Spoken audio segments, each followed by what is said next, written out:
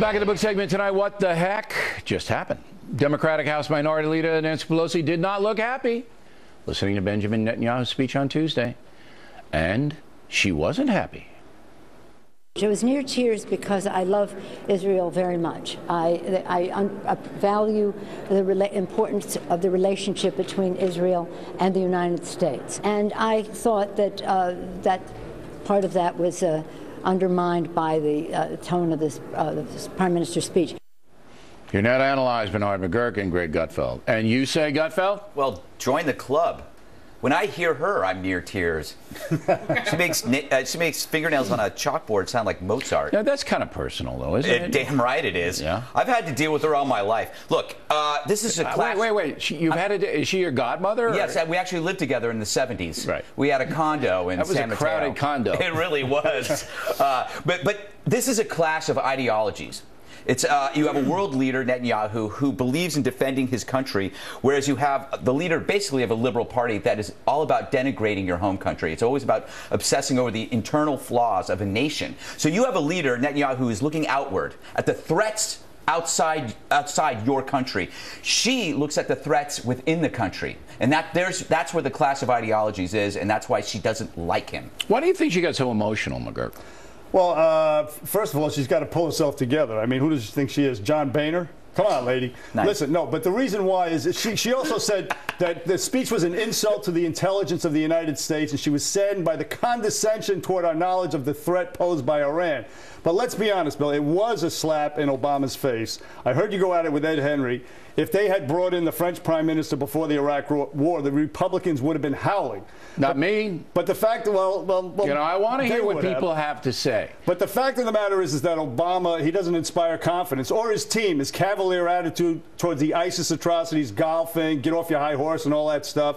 And Kerry, I mean, Kerry's no James Baker or Henry Kissinger. So to bring in Bibi at this point to stiffen some backbones, not a bad idea. The problem is, despite the Congress acting like a bunch of teenage girls at a One Direction concert towards Bibi, the man is not the Pope. He's fallible. He spoke before Congress before the Iraq War and said if you invade Iraq, everything's going to be great. Don't worry about it. He also said that the enemy of our enemy is not our friend. They're not our bosom buddies, but I'd rather have Iran and Iraq storming to Crete and then Mosul than American soldiers going door to door. Be careful on that, because Iran's going to just basically take over Iraq, and that's what they're aiming to do here. All right, but so Nancy Pelosi got very emotional because she disagreed with Netanyahu, rather than saying, hold a press conference and say, look, here's how I disagree, this is where it's wrong. She could have used your line about the Iraq thing, but right. All right, now, here in New York City, there's a lot of drug traffic on the street, particularly marijuana, and the police commissioner doesn't like it at all. Roll the tape. The seemingly innocent drug that's being legalized around the country. In this city, people are killing each other over marijuana more so than anything having to do with what we dealt with in the 80s and 90s with heroin and cocaine. In some instances, causal factor, but it's almost an influence in almost everything that we do here. I did not know that, McGurk. No, I mean, you live in that world more than I do, so you probably know, right? Of course, but I think, be honest with you, I think Bratton's been under Bolshevik Bill de Blasio's spell just a little too long. I mean, any street cop will tell you that it's because of the stoppage of stop and frisk that's causing the rising shootings and homicides. I mean, for Bill Bratton to link all these shootings to marijuana without backing it up with statistics was kind of bizarre. It's not pot use. I believe him, though. If you believe him, then it's not use, it's the dealers. It's not pot use, then it's pot prohibition. It's not. No. It's not stoners. It's turf. It's not stoners. It's about selling marijuana, and they just don't sell marijuana. Bill, can I just read a quote from you from the chief of detectives, New York City? These are all rip-offs. They're not turf wars. These are rip-offs of marijuana dealers, robberies, according to Chief of Detectives Robert Boyce. That's part of it. But it's robberies. It's not stoners arguing over Pink Floyd better than Fish. Into the drug dealing world. You have the last word, and make it a good one, Gutfeld. All right, homicides in New York are up 20%.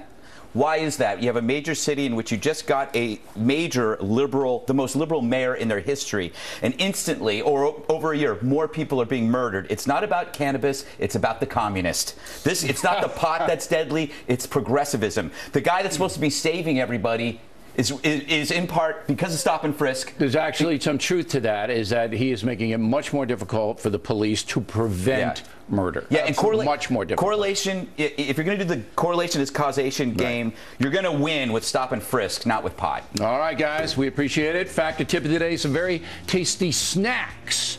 You like snacks? I like snacks. I love them. And these won't hurt you. Tip, moments away.